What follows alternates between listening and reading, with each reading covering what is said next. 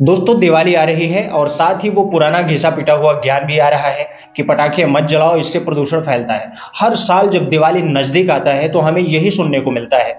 Social media पर बड़े बड़े सेलिब्रिटी, नेता और प्रशासन यही अपील करते नजर आते हैं कि पटाखे मत जलाओ।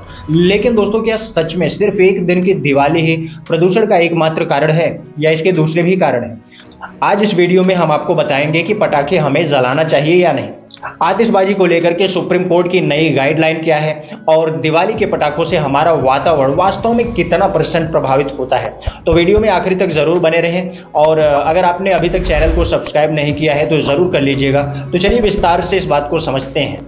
दोस्तों, जो लोग दिवाली पर पर्यावरण याद करते हैं, अक्सर वही लोग न्यू ईयर पर, शादी में या IPL मैच जीतने पर धूमधाम से आतिशबाजी करते नजर आते हैं। तब किसी को धुआं नहीं दिखता और तब किसी की सांस नहीं रुकती। क्यों?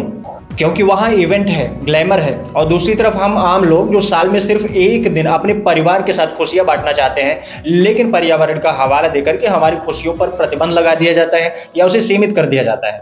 और ये सब तब हो रहा है जब देश के चारों ओर फैक्ट्रियां दिन रात धुएं उगल रही हैं, लाखों गाड़ियां सड़कों पर चल रही हैं और पंजाब हरियाणा में पराली जलाने से आधी दिल्ली गैस चैम्बर बन जाती है। इसीलिए अब सवाल यही उठता है कि प्रदूषण के इतने सारे रीजंस के बावजूद भी क्या एक दिन की दिवाली ही दोषी है इसके लिए?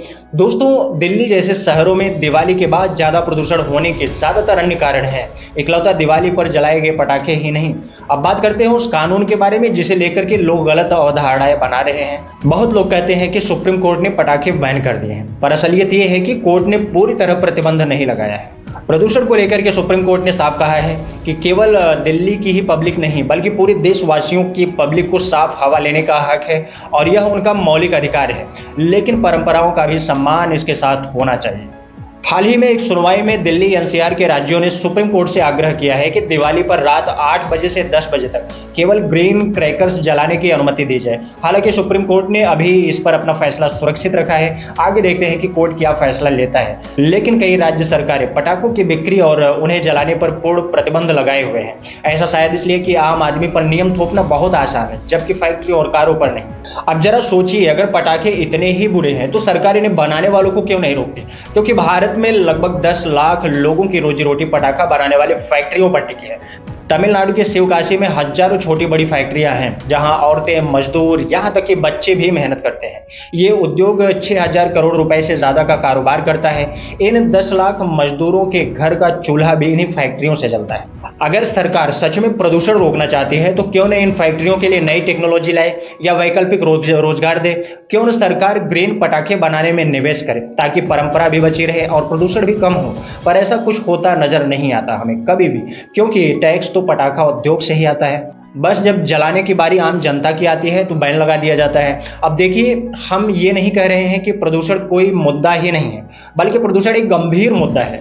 और जब बात दिवाली की आती है तो इस समय मौसम बदलता है, हवा रुक जाती है जिससे धुआं ऊपर उठ नहीं पाता। इसीलिए थोड़ी दिन के लिए हवा जरूर खराब होती है, लेकिन अध्ययन कहते हैं कि दिवाली की आतिशबाजी साल भर में कुल प्रदूषण के 0.3% से भी कम योगदान देती है। यानी कि जो 364 दिन प्रदूषण फैल रहा है उस पर कोई सख्ती नहीं है, पर दिवाली वाले एक दिन ही लोगों को प्रदूषण दिखता है और पर्यावरण की याद सताती है।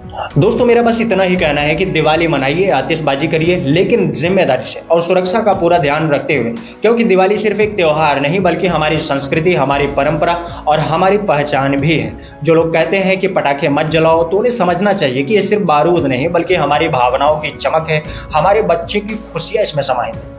बस जरूरत है तो समझदारी और संतुलन की। इसीलिए इस दिवाली रोशनी फैलाइए और अपने अंदर की ज्ञान की रोशनी भी जगाइए और खूब एंजॉय करिए। वैसे दोस्तों, इस दिवाली पर आतिशबाजी के साथ आप अपने अंदर क्या बदलाव लाना चाहते हैं हमें कमेंट करके जरूर बताइए। और अगर ये वीडियो आपको पसंद आई हो तो इसे लाइक करें, शेयर करें और चैनल को सब्सक्राइब करना मत भूलिएगा। तो मिलते हैं नेक्स्ट वीडियो में किसी नए टॉपिक के साथ। तब तक के लिए इजाजत चाहूंगा। जय हिंद, जय भारत।